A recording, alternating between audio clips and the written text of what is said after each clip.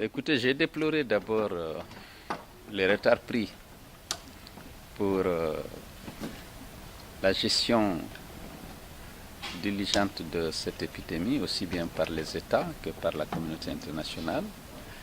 Et j'ai surtout demandé que la communauté internationale concrétise son appui et mette en place une forte assistance technique pour aider les États infectés pour que nous puissions très rapidement éradiquer cette maladie qui constitue une menace non pas seulement pour les États africains concernés, mais pour l'ensemble de la planète.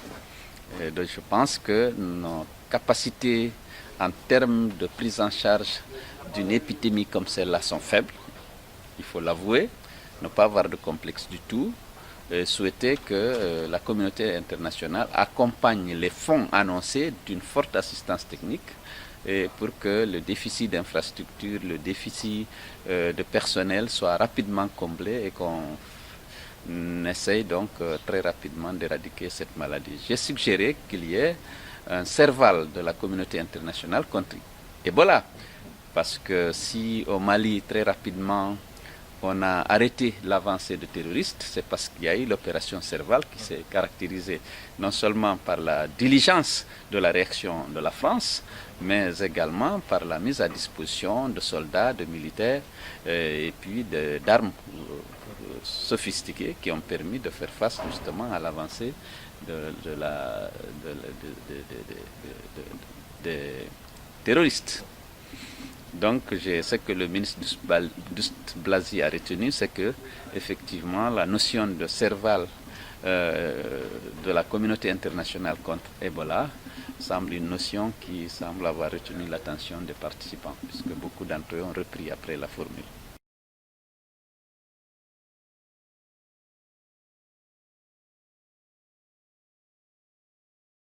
Bon, écoutez, le plus urgent actuellement, c'est se mettre ensemble pour faire face justement à la propagation de la maladie.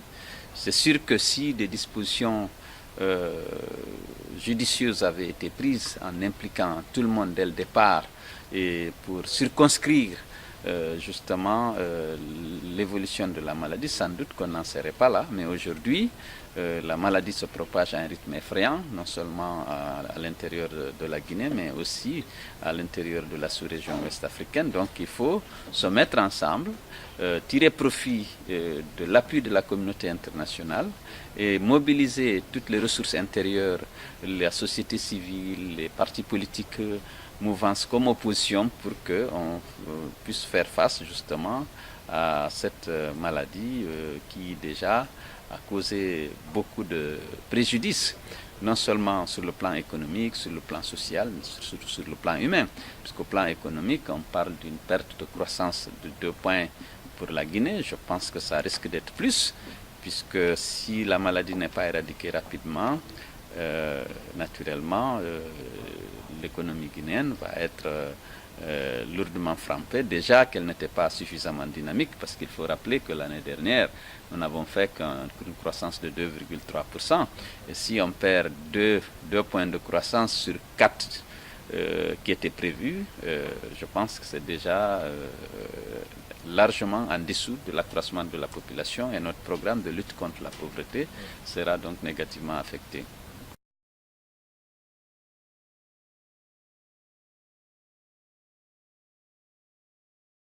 La première initiative qu'on a prise, c'est sensibiliser d'abord sur l'existence de la maladie. Comme vous le savez, en Guinée, il y a une crise de confiance entre le gouvernement et la population. Lorsque c'est la RTG qui annonce une nouvelle, on ne la prend pas au sérieux. Donc nous, au niveau de l'UFDG, on a commencé par dire que Ebola est une réalité en Guinée. Il faut que les gens prennent conscience du danger que représente la maladie et observe scrupuleusement les consignes données par le ministère de la Santé. Et à cet égard, nous avons envoyé des missions de sensibilisation à l'intérieur. Lorsque la maladie est apparue à Télémélé, le parti a envoyé une forte délégation qui était dirigée par les députés de la localité qui ont fait le tour de la préfecture pour expliquer aux gens que Ebola était bien là, et surtout dans leur préfecture, et qu'il faut prendre des dispositions, il faut prendre les précautions d'usage pour éviter de contribuer à propager la maladie. Ce qui a été fait, et aujourd'hui tout souvent, Télémélé a été félicité, mais on ne dit pas trop pourquoi. L'action de l'UFDG, naturellement, n'était pas étrangère à ce succès, à ce qui a été considéré comme un succès. Nous avons envoyé aussi des gens à Pita et dans le reste des circonscriptions qui sont réputées être nos fiefs, pour expliquer aux gens que la maladie était bien là et qu'elle constituait un danger pour leur vie et pour leur santé. Donc l'UFDG, même si nous n'avons pas été associés par le gouvernement, qui n'a pas voulu vraiment faire appel aux partis politiques, nous avons pris nos responsabilités et avons agi dans l'intérêt de la nation.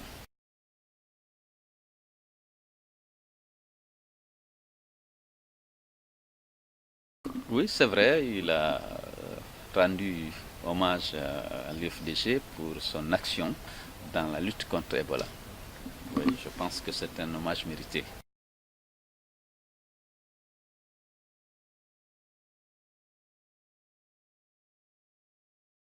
Écoutez, à l'heure actuelle, je n'ai pas d'opposition. Je souhaite vivement que la maladie soit rapidement éradiquée pour que le processus électoral n'en soit pas affecté. Et bon, ça dépendra de l'évolution de l'épidémie. Mais je souhaite vivement que les dispositions avec les dispositions envisagées soient efficaces et que très rapidement Ebola soit un souvenir et que nous puissions organiser les élections communales, ensuite les élections présidentielles. C'est tout ce que je peux dire à ce stade.